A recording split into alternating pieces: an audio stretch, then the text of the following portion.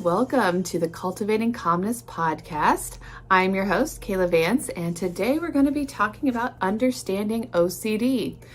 Why are we talking about OCD today? Well, this week is International or National Obsessive Compulsive Disorder Awareness Week. So it started a few days ago and will end at the end of this week on Saturday for the official Awareness Week. And I am wanting to hop on here and talk a little bit about that. So this month is chock full of awareness, like mental health focus awareness weeks and months and days, and I keep finding new ones that are popping up, ones that I was unaware of. So those are just ones that I'm going to have to keep in my back pocket to remember for next year, because trying to hit every topic in a podcast or in an episode, even a social media post, is proving to be a little difficult because there are so many things that we want to make people aware of. And OCD is a topic that I do enjoy and I do work with in my office, in my setting. I have been recently trained in one of the treatment modalities for OCD, which we'll get to in a little bit later. So that is something that I am comfortable talking about, at least a little bit. So that is one of the focuses and things that I will happen to share on my social media and here on this podcast. So let's get started. For those of you who don't know what OCD is, it stands for Obsessive Compulsive Disorder. And what exactly is that? So it has usually two factors, two different aspects of the disorder, and those are in the title. So an obsession and a compulsion. And an obsession is something that's usually always negative. So it's an intensely negative, repetitive, unwanted, intrusive thought.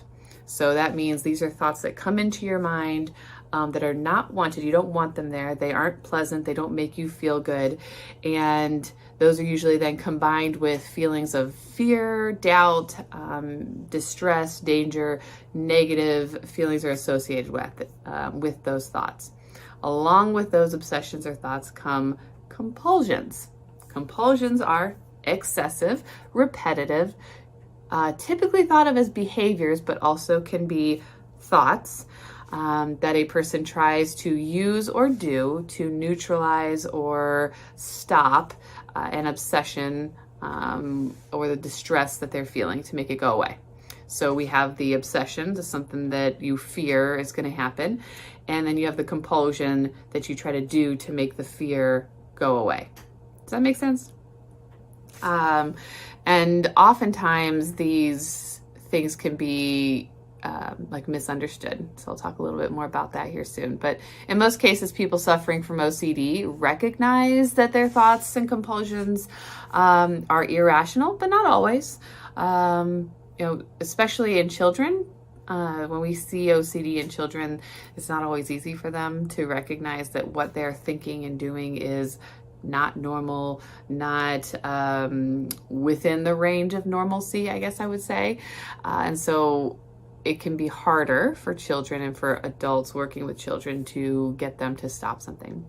And then along with knowing that those things are irrational, they find it almost like they're incapable of stopping the behavior and stopping the thoughts. And that's what makes OCD so incredibly debilitating and difficult for those suffering from it, to not only reach out for help, but to, when they get the help, to stop. Because the help that is usually offered is to face those fears head on, and have the thoughts anyway, and to resist the compulsions, to not do the things that their brain or their body is telling them to do. And I could probably talk about OCD for hours. And so I'm trying to condense this into a shorter podcast, a shorter episode, so that you get a little bit of information and maybe you can look into it a little more. And maybe if you are someone who thinks you may be suffering from OCD, you may get a little more information from this episode here, and you can look into some of the books that I'm going to recommend. And you can look up some of the social media accounts. There are many very good social media accounts out there that you can just learn some information, and that can be a kind of step in the right direction for getting help for your OCD, if that's what you have, or somebody you know, if they have it, how you can help them.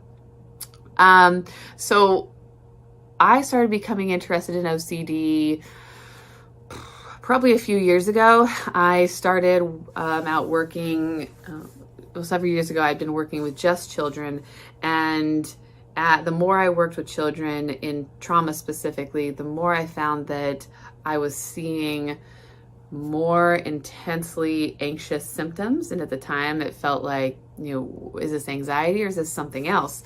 And as somebody who can treat OCD, and at the time I had taken a few courses and learned just enough about OCD to know how to diagnose it and how to recognize it, but did not feel comfortable enough in treating it. So that was a big barrier where I could see my clients could come in and they'd start talking about things, and I could pick out some of the OCD thoughts and actions that they were describing to me. And I could ask more questions and really come to the conclusion that, yes, this is what you're dealing with. And I've always felt that I've been able to do that, and treating it can be a little more difficult.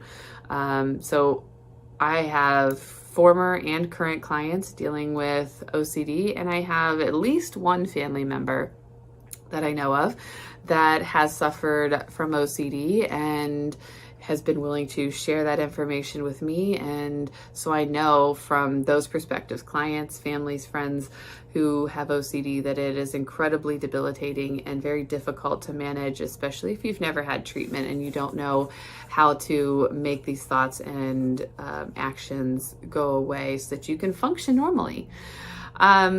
So jumping in a little further, when we think about OCD, what essentially is happening is that OCD is a fear, or a series of fears, or multiple fears of some kind, having a certain fear, and then the way we respond to those fears.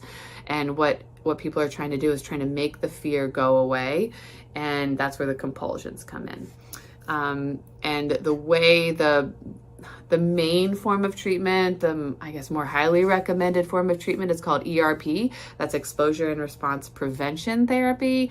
And what it does is it uses exposures, meaning we face the fear, to decrease someone's level of distress over time. Now, this is a common form of treatment for OCD, but is not the only form of treatment. And as a holistic therapist, I generally don't ascribe to or subscribe to every client getting the same type of treatment. So I am trained in multiple modalities and would like to be trained in more, because I know that not every client is going to respond to the same type of treatment in the same way. So ERP can work really well for maybe most OCD sufferers, but it may not work the best for all, and that's okay. And that's why, even in my sessions, we may not always do straight ERP, but we may talk about trauma, because I work with trauma, and I do believe that in my experience and what I've witnessed, that there is trauma associated with OCD, but not all the time. Sometimes OCD can be brought on by medical underlying issues, and some of you may know about some of that, and the term is not coming to me. PANS or PANDAS is a medical diagnosis that brings on symptoms of OCD because of an infection in the body, and when the infection is treated, they see the OCD go away. So that is not the main reason why OCD comes about, but it is one reason when sudden bouts of OCD are seen, usually in children, but I believe it has been seen in adults. So that may be something to look into. And we're not going to get into that a whole lot more today, but that is just one explanation as to why OCD may be happening. Another thing to consider when we think about diagnosing OCD is that there are the symptoms, which I've briefly described here earlier, but I also am curious, and I don't have the answer, but there are neurological concerns, or just the way that our neurotransmitters are firing, not firing, how many we have in our body, what's going on inside our body that is causing the OCD to stand out, to take over, per se. Just like when we know that when our serotonin levels are low, people tend to be more depressed. Or when our vitamin D is low, our symptoms of depression can increase. And here we are, it is October, and we are heading into fall and winter, where at least in Ohio, and in the northern, a lot of the north of the northern hemisphere, the northern states, at least in the United States, we're going to get a lot less sun. And when we have less sun, we get less vitamin D. And when we have less vitamin D, some people start to not function very well. And there's many explanations for that. And so that would be a whole other topic we can definitely get into in a future podcast, just talking just about vitamin D and why it's important. But I often wonder what of those types of things, the internal systems in our body, what is not functioning at the optimal levels to make it more difficult for those suffering from OCD, just like any other diagnosis that may be going on. And I don't have those answers, but those may be good questions to ask and to look into for yourself if you are able to do that, if you're interested in that type of thing. So I am going to go through a few other things today before we end this episode. And some of them being just those misconceptions about OCD. And you've probably heard of some of them, and we are heading into the holiday season, and a common misconception, I'll label it, is when people say, I have OCD, obsessive Christmas disorder. Sounds really funny, but it's not helpful. It is, harmful to those who suffer from OCD, because OCD is not something that is wanted. Okay. It is not another misconception is that it's not a cleaning disorder. It's not, your grandma, like my grandma, who really just wants a clean house and likes a clean house. I don't think she has OCD.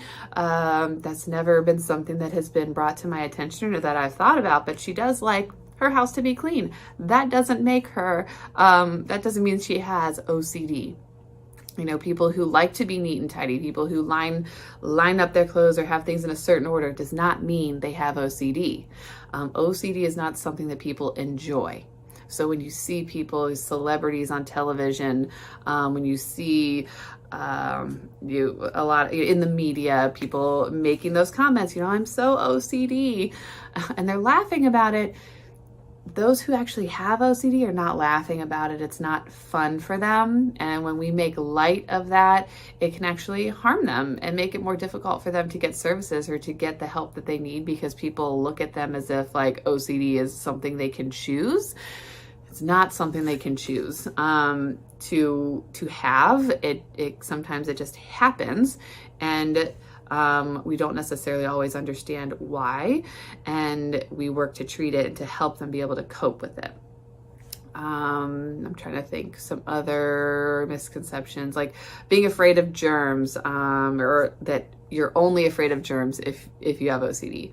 No, that is a common, it's one that we often think about, I guess, when you think about OCD, is germs and not wanting to get dirty, or the washing of the hands until your hands are raw. I think that's a common thought of OCD, somebody who has OCD, but it is not the only thing that people who have OCD suffer from. It's not somebody who just collects things. In my office, I have lots of plants. I like to collect plants. I enjoy it. I want more plants, but I don't feel that I have to collect plants or else I'm going to die. So that is a big difference in what is OCD and what is not. What is the fear involved in the thought or the behavior? Are they doing the thing? Are they cleaning? Because if they don't, someone they know, someone they care about is going to get hurt, or they're going to be the cause of somebody's illness. If I don't wash my hands and I don't clean this product well enough, is my aunt going to die? Is my grandma going to die? Am I going to die? Am I going to cause my children to die? And again, I'm using that just as an example, but there are many fears involved in OCD. So I'm going to get to some of these books here. Well, may as well just get to the books now. And then I'm going to share some examples, especially in this first book, that I really enjoy and I like to share when it comes to like talking about OCD. So I'm going to run through some examples here in a moment. But first, I want to share some books. So this is a really good book. Freedom from Obsessive Compulsive Disorder, a personalized recovery program for living with uncertainty. And so if you can't see this and you're just listening, it's a mostly white book with like red and blue letters and some colors that stand out. And this is by Jonathan Grayson, PhD.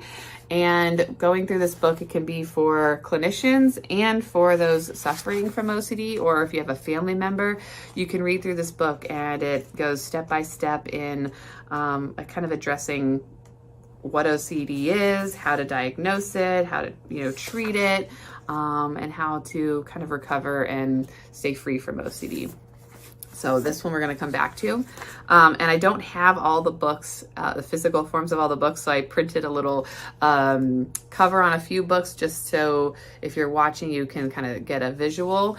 And then I'll give you a link to a place where you can find some more. But this one is good for children. What to do when your brain gets stuck.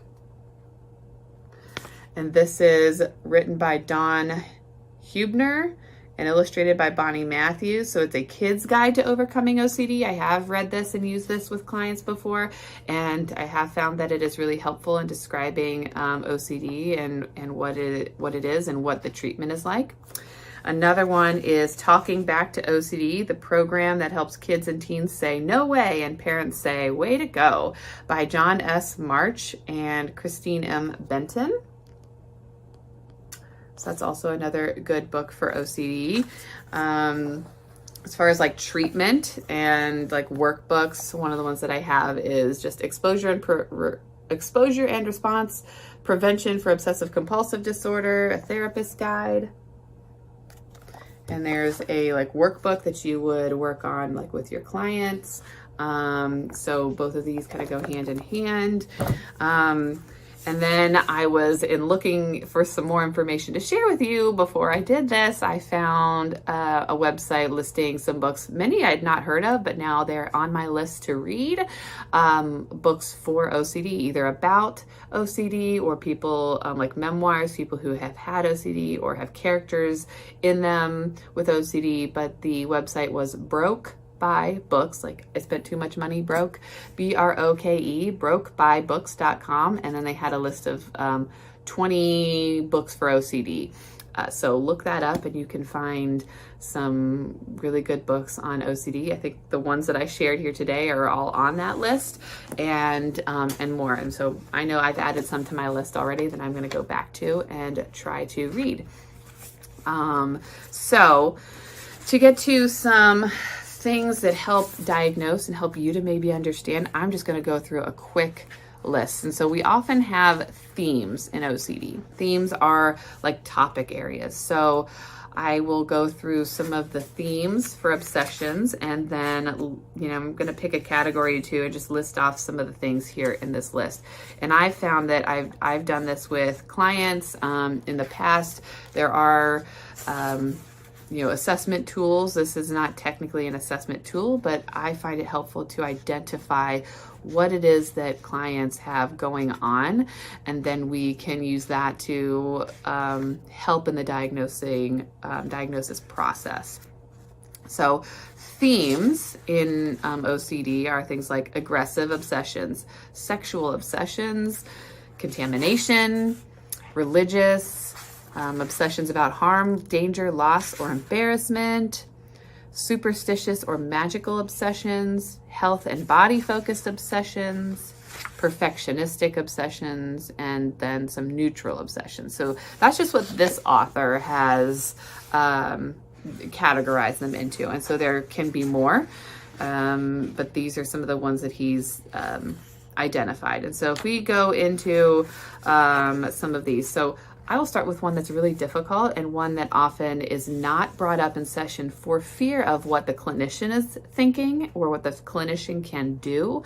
And so we're going to go under the topic of sexual obsession. So if you were worried about some of these sexual thoughts that you were having in regards to some of the things on this list, you may worry that me as a therapist, I might report you to children's services, or I might call the police, or I might think you're disgusting. None of those things are true. Because if a clinician truly understands OCD, we understand that you do not want these thoughts, and these aren't thoughts that you want to act on. So just be clear about that. And this is why I bring this up, because I know people who have been treated for OCD and they don't ever bring this specific topic up.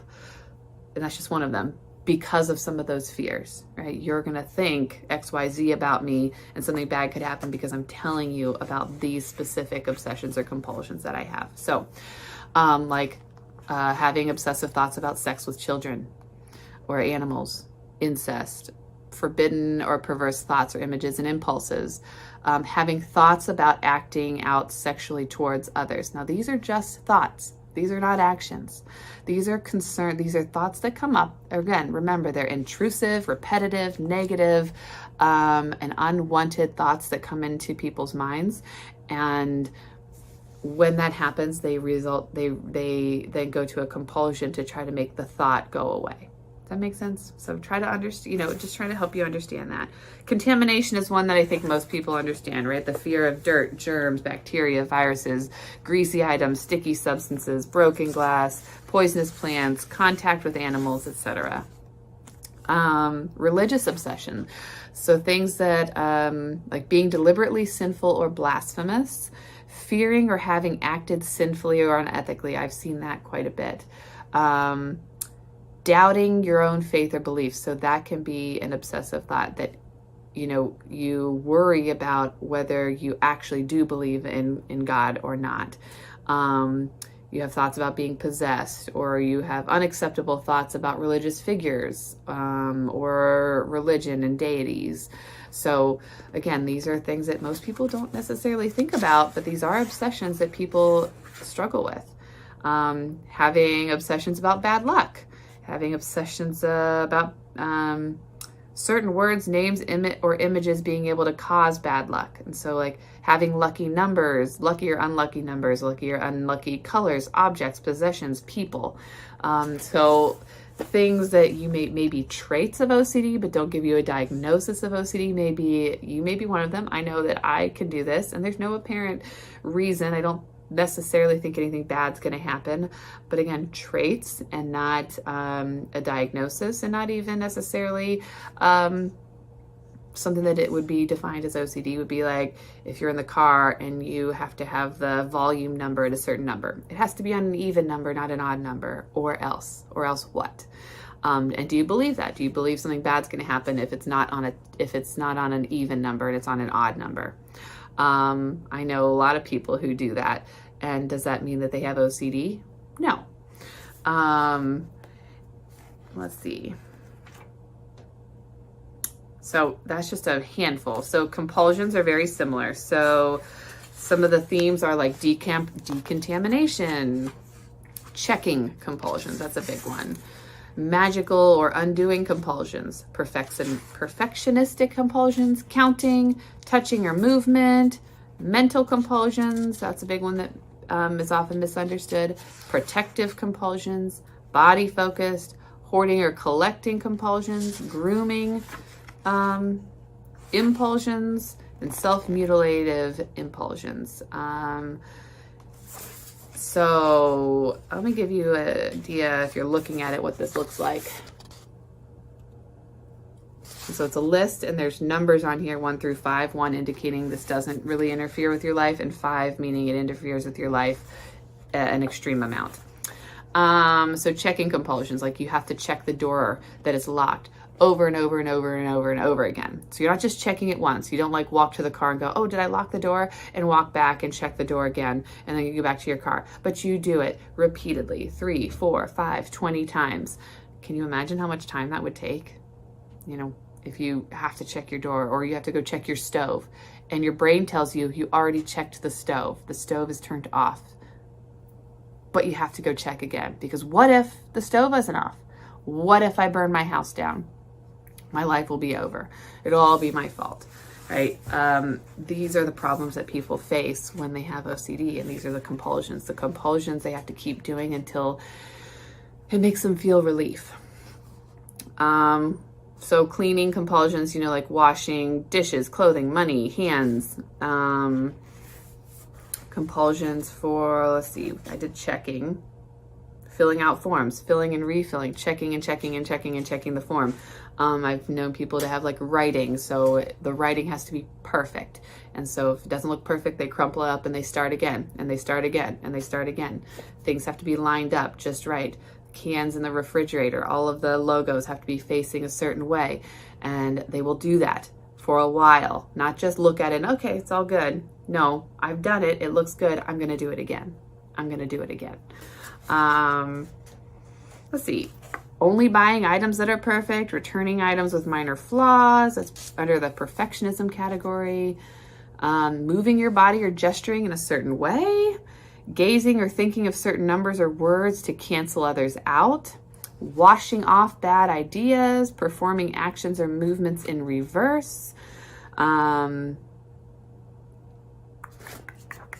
see. Gesturing or posing in a special way. Counting. So going up to or beyond a certain number, counting while performing certain activities, to ensure that an activity has been done an odd or even number of times. So you have to do certain things a certain number of times, and then you feel okay. And for some people, there's what's called the just right phenomenon. I have to do it for an undeterminate amount of time until my body feels just right. Can you imagine how difficult that might be? Mental compulsions, so making mental maps of places, creating mental images or pictures, thinking about specific topics, rethinking specific thoughts. Again, so many things in here that we just don't think about that people may be struggling with. Saving broken, irreparable, and useless items. So this is under the hoarding and collecting. Again, it's not that I like to do that, it's that I feel I have to do that. Going to excessive lengths to save money, having to own complete collections of certain things, even if they're not important. So, a good book to look through. I just like to share some of those examples to help you as the public to understand what it is that people go through when they're truly suffering from OCD, as it is a really difficult diagnosis to deal with. But there is help. ERP is tremendously successful and helpful, and what it does is it teaches clients, it teaches you the skills to be able to do the work in the future when you're no longer in therapy. So you've gone through the therapy, you've done the treatment, you learn the skills. Then when those feelings start to come up, like when you're under a lot of stress, sometimes those OCD features come back, and you've got the skills, you know how to do it, and you face them, and you're able to do it on your own. So that's another great feature of exposure, ERP exposure therapy. So to wrap it up, I had to look online. I had a couple that came to mind, but just, some celebrities that you may know of who it has been, I guess, made publicly aware that they suffer from OCD. And so I found several lists, and some indicated that it wasn't clear, and some indicated that these had come up in some of their talks when they'd been on like late night shows, or, talking to, in the news or in articles or something. So some of these celebrities that you've probably heard of in some way, shape, or form who have indicated that they suffer from OCD. 𝗕𝗏𝗄𝗎 is a pretty commonly known one, and I didn't go into details on what specific types of OCD each of these people suffer from, but I know just from media and seeing 𝗕𝗏𝗄𝗎 in the media, in the news and things, that one of his is germs. So he may have other things going on as well. Katy Perry is one. John Green, he's an author. He maybe most notably, or somewhat notably, for the book Fault in Our Stars. He apparently suffers from OCD, and in my research today, I found that he wrote another book where the main character, or one of the characters, has OCD. I think it was Turtles All the Way Down. I think it's on that list from the website I gave earlier. Some ones that I was unaware of, I hadn't heard of: Justin Timberlake, Leonardo DiCaprio, Frank Sinatra, and then the country singer Luke Combs. Those are all ones that came up that had been in the media and had indicated that they have OCD and have struggled with OCD. So, people that you see regularly on TV, in the media, do also suffer from OCD. And although it is not super common, it is more common than we think. So the next time you think about using that statement, I'm so OCD, just think about what it truly means to have OCD, and how actually debilitating and terrible it is to have something like that, and maybe try to come up with something else to say. So I hope you enjoyed today's talk on OCD, and join me next week for our next Cultivating Calmness podcast.